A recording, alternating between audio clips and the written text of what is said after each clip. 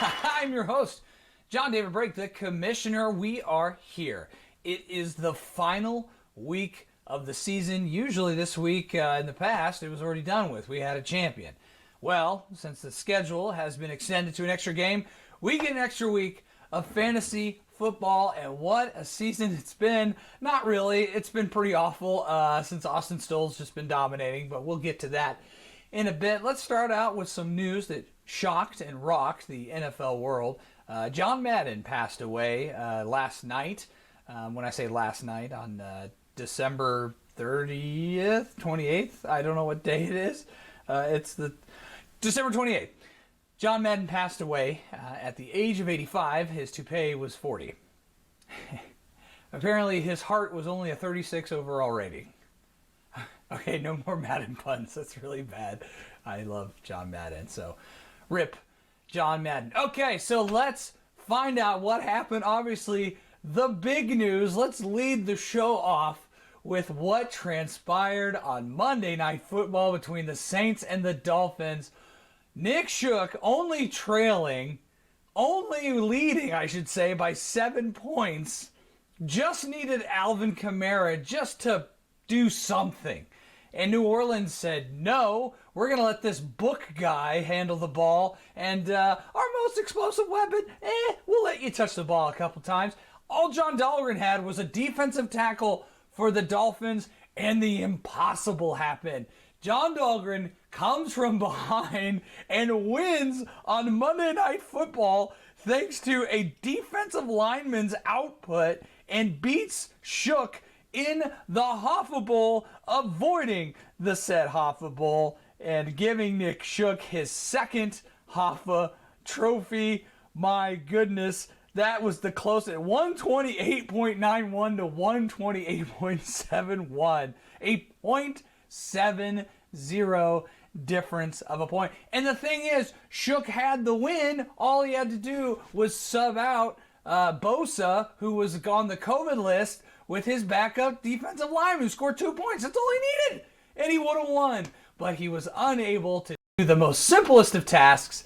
So therefore, congratulate Nick Shook as your 2021 Hoffa Memorial Trophy winner, as we found out Hoffa died in March. So I guess I can still call it the Hoffa without him finding out and not be in trouble. So congratulations, Nick Shook.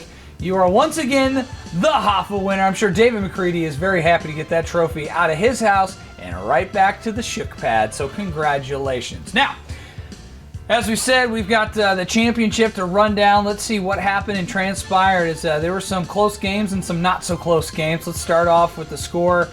Let's find out that for the first time since 2014, Party Like a Gronk Star is in the championship with their first playoff win since 2014, getting the victory over Allen Nesson's 175 to 138. A big win, a lot more points scored than I thought I was going to score, but that was in big part thanks to a pickup of Justin Jackson there for the Chargers, filling in for Austin Eckler, and not too bad performance from Justin Jefferson, and some defensive players also chimed in. Nesson did not have a good outpouring. And then let's go to the other.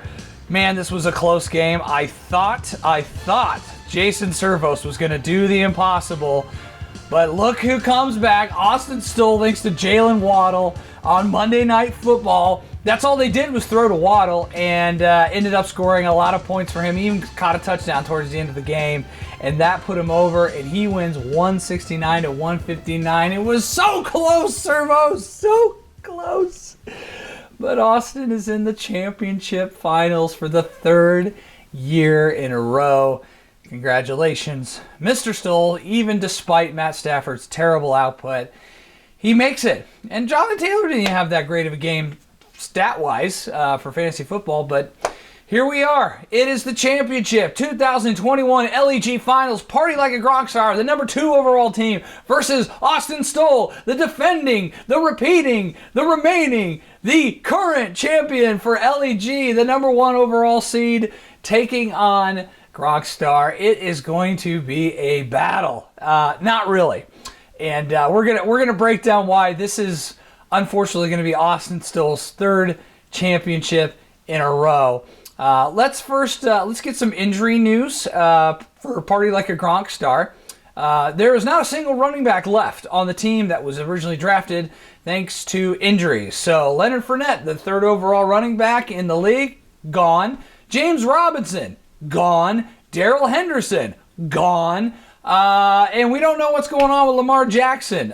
He is still listed as questionable for the Ravens. Not sure if he's going to play. And also Travis Kelsey is going to be activated off of the COVID protocol. He should be suiting up. That's really the injury news.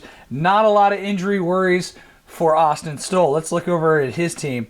I'm looking down the roster here. Nothing. Just absolutely nothing. Nope. No questionables. Nothing. Fine. Good. He's good. Okay. So, with that being said, unfortunately, a party like a Gronk star has to go to the likes of Rojo out of Tampa Bay taking over for Leonard Fournette, or Ogbe Agunabowale, how do you pronounce it? Dare Agunabowale. Are you sure about that? Taking over for James Robinson and getting somebody like Boston Scott. Boston Scott. Yes, that's where we're at right now. I don't even know why we're going to do this, but we're going to break down each roster position to see who has the advantage. I mean, it's a no-brainer. I'm curious, there's also some betting odds out there currently on FanDuel. We're going to bring in our first ever special betting guest, our bookie. Cletus, the fantasy bookie, is on to give us his expert take on this week's championship match. Cletus, how is the spread looking, and what is the over-under? Hey, thanks, Steady, for having me on here. It's there go my glasses. Oh, come on, ow. All right. Thanks for having me on here. Really not a lot of betting opportunities on this one. Stoll is favored so heavily. You put $1 down on Stoll and you win like a penny. Here's where I'm putting my money down. I'm taking the over-under right now at 250. I don't think it's enough. Bet the over 250, and I'm also taking Austin to beat the spread and cover it. His spread is 17. That's not enough. Keep going higher. Speaking of higher, where's my cocaine dealer here? Here's it. Oh. Yeah. Okay. All right, back to you, JD, in the studio. It's time for some cocaine. What's your over-under? Okay, yeah, well, that was a mistake. All right, now let's get to the matchup breakdown for the 2021 LEG Championship. Austin Stoll's Dak Street Boys, 12-2. JD Breaks, Party Like a Gronk Star, 10-4. This is going to be an absolute blowout, and let's find out why. Let's go position by position, starting actually with probably, if he has a weakness, maybe his one weakness here. Let's start at the quarterback. I wouldn't have said this about 6 weeks ago, but Matt Stafford has not looked so hot the last few weeks. He has not had a good output. He is taking on Lamar Jackson, allegedly. This, again, could change at any minute. So at the quarterback position, if Lamar Jackson is healthy and if Lamar Jackson suits up, this is probably the only area where I give him the advantage just because of the running aspect going against the Rams. This Rams-Ravens game is going to have huge fantasy implications for this week's championship as Matt Stafford is taking on the Ravens defense. Both Jackson's projected for 26 and Stafford's projected for 30. Just the way things have gone for Matt Stafford, I don't think he gets anywhere near that. He hasn't scored 30 points since Week 14 against the Cardinals. He only had 5.9 points last week against the Minnesota Vikings, and that's not a great defense. So I'm going to give Lamar Jackson the edge here in the quarterback matchup going against the LA Rams. Now let's go to the wide receivers. This actually is pretty close, but not really, because holy cow, Cooper Kupp is having a record-breaking season, not just for fantasy football, but for all-time receivers. He is having one of the best years. This is probably the best draft pick in this year's draft was Cooper Kupp, and Cooper Kupp projected to score 28 points. I think he's going to score probably 30. And that's just, he rolls out of bed and he scores 25 to 30 points. And then you've also got Jamar Chase, who has been a little bit up and down. He's going up against Kansas City. Not a great defense. They don't have a lot to play for. He's projected to score 15 points. I think he's probably going to end up in the 15 to 20 range. So that's about 45 points that I'm guessing is going to come out of that combination there from Kupp and Chase. Let's go over to Party Like a Gronk star. Justin Jefferson has been amazing all year, one of the top receivers in the league, and Keenan Allen. By the way, these 4 receivers are all in the top 10 for fantasy football. Keenan Allen finally came on as the primary receiver for the Chargers. They need to rebound. They're taking on the Denver Broncos, and they have to win. I think Keenan Allen is going to have a heck of a game. Only projected to score 17 points. I think he's going to put up a 25-point performance. And same with Jefferson. They need a win against Green Bay. Green Bay does not, and it's a Sunday night game. But Sunday night, Kirk Cousins, primetime spot. Sorry, Kirk Cousins. I still don't think you're going to do it. Maybe Justin Jefferson will get a lot of targets and some PPR points even with Thielen back. 16 points, that sounds about right. So that, to me, that's probably going to be about 40 points. So again, I give the edge to Austin in the receivers. Now let's look at the running back position. Again, no-brainer advantage. Austin Stoll, he's had it all year round, especially with the #1 overall fantasy football running back, Jonathan Taylor for the Colts, having an MVP season. He's in the discussion. That remains to see if he will overtake Cooper Kupp or Aaron Rodgers or Tom Brady for the MVP of the league. But he is having an amazing season. Now, he's going up against a Raiders defense that's not great. They're kind of mediocre against the run. Are they going to stack the box? And if Wentz doesn't play, are they absolutely going to put 11 guys in the box and force Ellinger to throw the ball? That's what I would do. Will that have any fantasy ramifications for Jonathan Taylor's output, just only getting dink and dunk, 1.5, 2.5 yards? Well, if you've seen him all year, you can stack all 11 players and he'll find a way to break through at least for one big one. He's projected to score 17 points. I don't think that's enough. I think he at least gets 100 yards and a touchdown. So, I mean, that's 16 points right there. Probably not a lot of receiving, but he'll get 1 to 2. So, I look for him to at least score 25 points against the Raiders. Now, Naji Harris has been kind of up or down this season. 4 points against Tennessee one week, then 16 against the Titans, then 26 against the Vikings, but then down to like 7 against the Bengals. So, Naji Harris, a top running back there, a great RB. He's an RB1 on the lower end of the RB1s, but he's projected to put up 17 points against Cleveland. I actually think he probably only gets around 15 there. It is in Pittsburgh. Should be cold. Should be a game where they run the ball. It's going to be wet. Not great conditions for passing, and Ben Roethlisberger, he's done. So I look for Naji Harris to at least put up 15 points. So that's, 40 points right there from the 2 running backs. Now let's go over to Party Like a Gronk star. Desperate times call for desperate measures. Since all 3 running backs who were in the top 20 for fantasy football, gone, all of them. Fournette, Henderson, Robinson, done. So now free agency was more important than ever. Got Javonte Williams in a trade with Jason Servos. He's starting in the RB2 slot. That is going to be a complete crapshoot with Melvin Gordon taking literally half of the snaps. The one time they didn't have a timeshare, Javonte Williams went bonkers. He's going against the Chargers team that desperately needs a win, and I know the Broncos would love to ruin their season. And then Rojo against the Jets. It should be a huge game, or at least a good game fantasy-wise for that run funnel defense in New York. But Keyshawn Vaughn actually came on and took some carries away and scored a tutty. So will Rojo see any snatches of targets from Keyshawn Vaughn? We'll see. Again, the Bucs already clinched, so they really have no reason to really run up the score. They'll probably just ground and pound, which is great. But will that result in a touchdown? Rojo's projected 14. I think he's going to be right around 15. We'll say 20. I think he might get 20 max just because it's the Jets. So with a 15 and a 20, that's 35. So again, advantage, and that's being generous for my team. That's again advantage. Austin still. Here's the position that's really going to be key.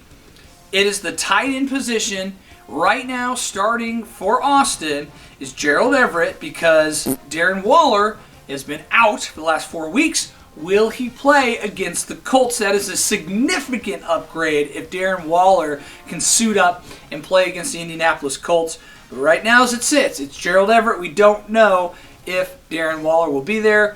Knowing my luck, he'll be healthy and put up a 25-point game. But right now, I give the tight end advantage over to party like a Gronk star with Travis Kelsey. Travis Kelsey, no longer the number one tight end in all of fantasy football. That streak comes to an end. It's Mark Andrews, by the way, the overall best tight end in fantasy football. Now, Travis Kelsey, the game before he missed with COVID, put up 46 points. Finally. And, of course, it was a week where I wasn't playing. But I give that advantage to Travis Kelsey. It says he's projected to score 19 points. Given a game where it doesn't really matter, maybe they just want to feed him the ball. I'll say 20. Let's go with that. So Gerald Everett's only projected to score 9, so 20 to 10. I'll take that. I'll take Kelsey with 20, Everett with 10, so advantage. Party like a Gronk star. And then in the flex, this is going to change all the way up until game day. Right now, not for Austin still. He's been rocking Jalen Waddle, that 3 wide receiver set, his entire season, and it has worked out incredibly in his favor, especially last week, beating Jason. Jalen Waddle has been huge in Miami, a top 15 receiver. He's taken on the Titans, so this could be a good game for them as Miami's won 7 in a row after losing 7 in a row. And you better believe that they know they have a chance to make the playoffs and get in the wild card, and they have to win. So they're going to do whatever it takes against the Titans. And the Titans, they need to keep winning so the Colts don't take over for the division. So unless some wacky things happen, I honestly think Jalen Waddle's going to have a pretty solid game, like a 15-point game. He's projected 13. That sounds about right. 15 points for Jalen Waddle. And then right now, Christian Kirk, DeAndre Hopkins is gone. So it's really just kind of Kirk and A.J. Green there for Kyler Murray going against the Dallas Cowboys defense. Woo, did they look good last week, them boys. Them boys look good. But I'm going to give the advantage in the flex spot, whomever Gronk star starts. It could be a Boston Scott. It could be a Rex Burkhead. It could be Christian Kirk. We don't know. We will find out leading up to game time. That's going to be very pivotal as well. Now, here's my only advantage for Party Like a Gronk star.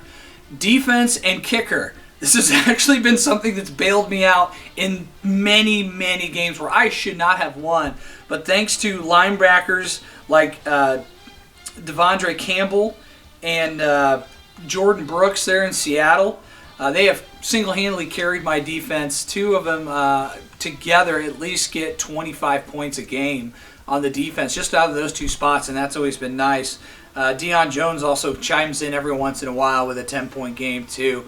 And Ryan Suckup, again, against the Jets. You figure they're probably not going to run the score, maybe kick a lot of field goals. He scored a lot of points last week. So just as pity, I'm giving Gronk star the advantage for kicker and defense. Will that matter? It won't.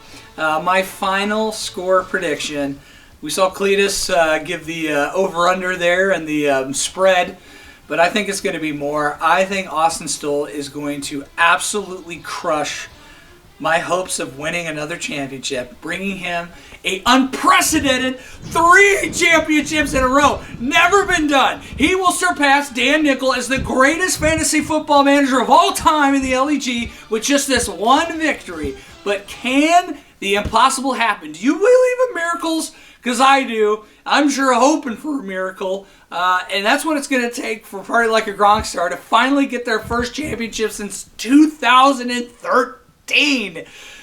We shall see, but that is my prediction. I am taking Austin Stoll in this one, 191 to 165. You heard it here, 191 to 165.